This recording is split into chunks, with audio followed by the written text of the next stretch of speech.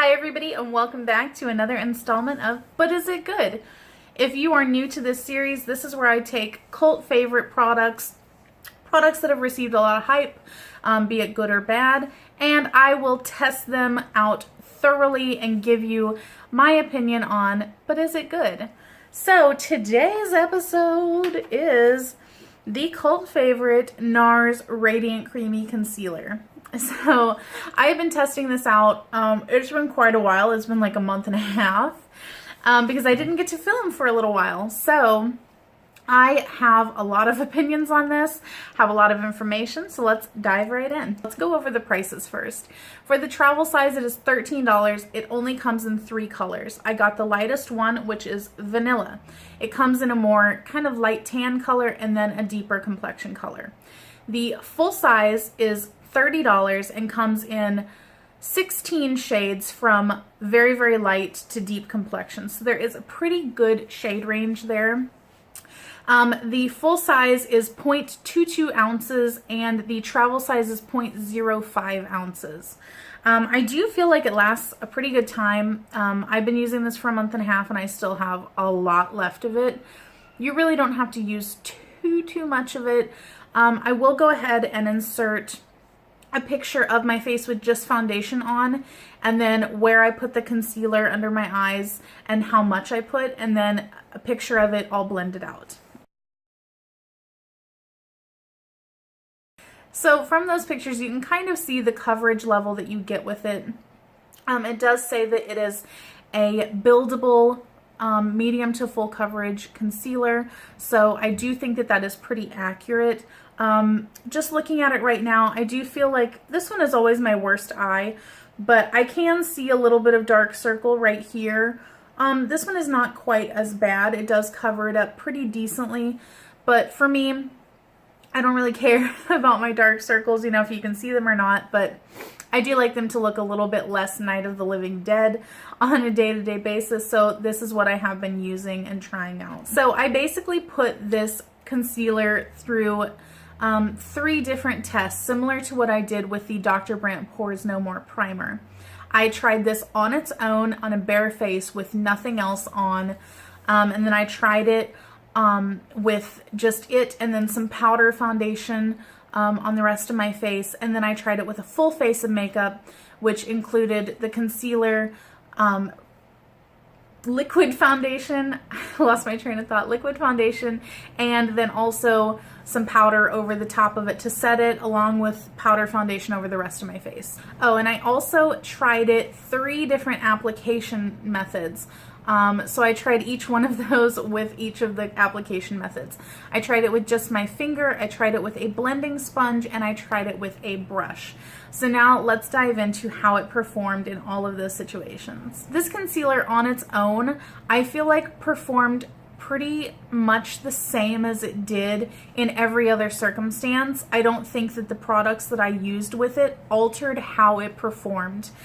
So basically, whenever I wore no makeup at all except for this, I feel like it performed exactly the same as it did the other times, which is good. It has consistency and it does not need special circumstances in order to get the most out of it. With this concealer, it stayed on all day long, and I'm talking like 10 to 12 hour days each time that I wore it. I did not experience any sort of fading. And I have very, very oily skin, especially in the T-zone, which kind of extends to my under eye area, my whole eye area. Basically, it's a grease pit, the whole thing. So I feel like this had incredible staying power.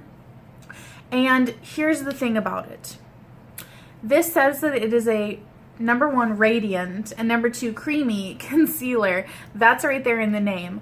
I feel like this does give a radiant finish. It's not too insanely glowy, but it does have a hydrated look to the under eyes, unless you powder over it, which I have done today. But I do still feel like, you get a little bit of luminosity coming through. However, it says that it's a creamy concealer, which it is whenever you put it on, but every instance, in every way that I blended it out, it sets down to a full set. Like, it doesn't ever still feel tacky or anything once it has dried. And I would say that on me it dries within about 5 minutes if I don't put anything on over it. And once it dries, it is very dry. And by that I mean that I feel like if you already have drier skin or dry under eye area, I think it would almost be too drying on you. I think you would find it to be almost like sucking the life out of you. And making you look a little bit older in the under eye area. For me, I think it's okay though, since I'm already very hydrated and very oily. So I really liked that it dried down to that level of dryness. I was very, very pleased with that. I was not expecting it. I felt like it would probably kind of slip slide around on my face a little bit. But I was pleasantly surprised and pleased by that. So my drier skin girls, I don't think that you would like it that much. It may not be exactly what you're looking for, but if you're oily and you tend to have problems with concealer slipping around, I think this could be a savior for you. So I was definitely pleased with that. The application methods, I feel like blended out with my finger, it looked pretty good and almost identical to how it looked with the Beauty Blender. There might have been just a hair more coverage initially with the finger, whereas the Beauty Blender, I feel like I would blend it out and then add just another dot and blend that out. But with my finger, I didn't have to add any more to it. And I think that that comes down to having the warmth in your finger and it making the product a little bit more easier to, you know, really work into the skin. Whereas the sponge is typically either room temperature or even a little bit cold if you use cold water to wet it. The brush, I was not impressed at all with how it applied. I feel like it made it very streaky and patchy and just clung to weird areas, and it was not good. I would not recommend applying this with a brush at all. I think that it's just a waste of product because in my case, every time that I tried it, I had to wipe it off and start from scratch. It just was no bueno, no good. And for me, I use the fluffy concealer blending brushes.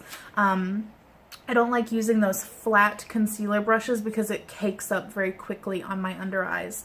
But with a fluffy one, no good. Don't try that one. But I think the finger and the sponge are pretty much interchangeable. I did try this out with several different powder foundations on my kind of no makeup days, and it performed great with all of them. None of them clinged to it strangely. You know, it didn't mix or interact with any of them and clump up. No issues with that. The same thing with liquid foundations with powder over the top. I never got a cakey look. It just melts into the skin beautifully and blends in with it so well that it almost looks like just a second skin on your face. My other concealers, especially the IT Cosmetics Bye Bye Under Eye, you know, it's concealer and it looks like concealer. Not that that's a bad thing, but you can tell that I'm wearing something on my skin. However, with this one, it really looks like wearing nothing. I think it is just gorgeous on the skin.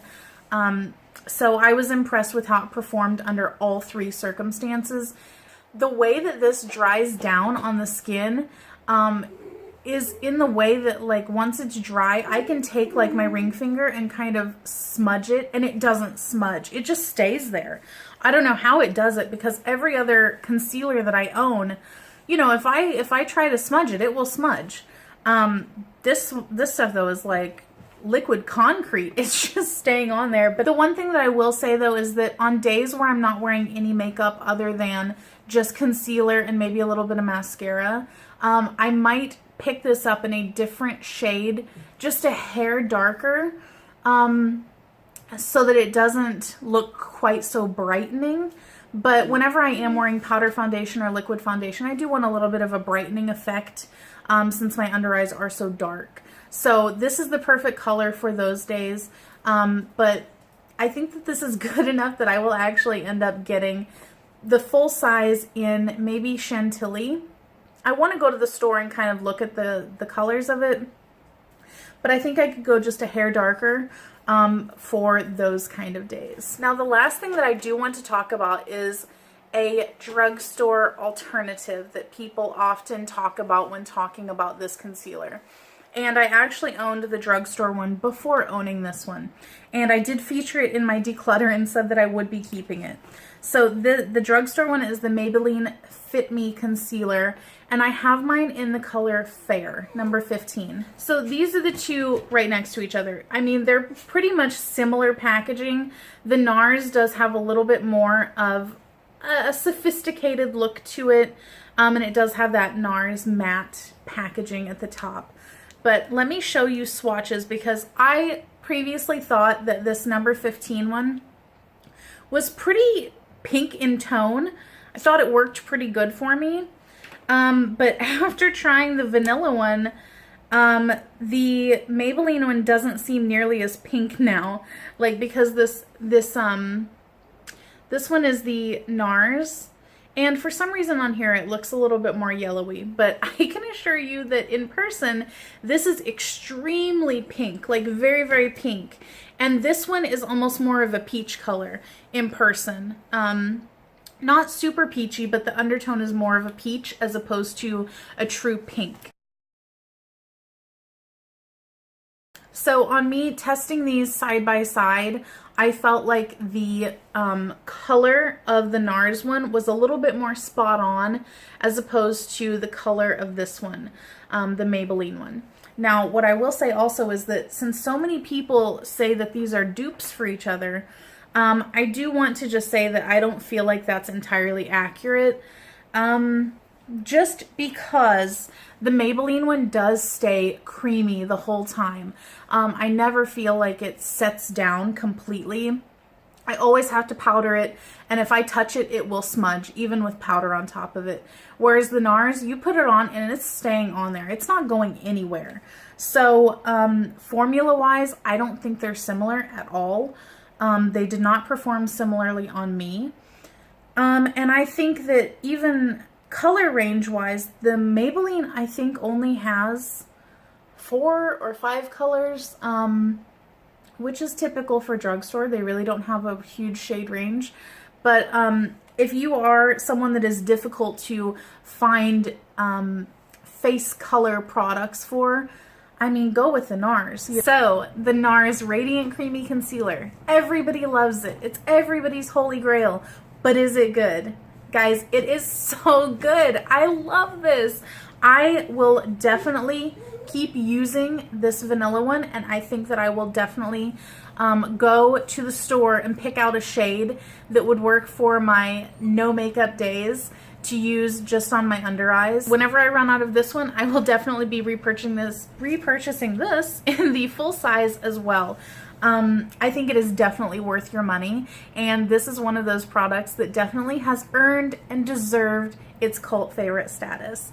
So thank you guys so much for watching. I hope that you are liking the series. Oh, you know what? Wait, before you go, don't click out yet. Let me just tell you, I want to tell you what is coming up next in the series. I am still currently testing these out, so probably won't film the review for another couple of weeks. But it's going to be on the Kylie Cosmetics stuff. I have a blush in X-rated, and I have a cotton candy cream highlighter, and then I have the Literally gloss. So look out for those to be next, and after this one, the one after that will be ColourPop, and it is a variety of face products, eye products, and lip products. So I am super excited to bring these all to you guys. I hope that you are enjoying this as much as I am, and I will catch you guys next time. Bye!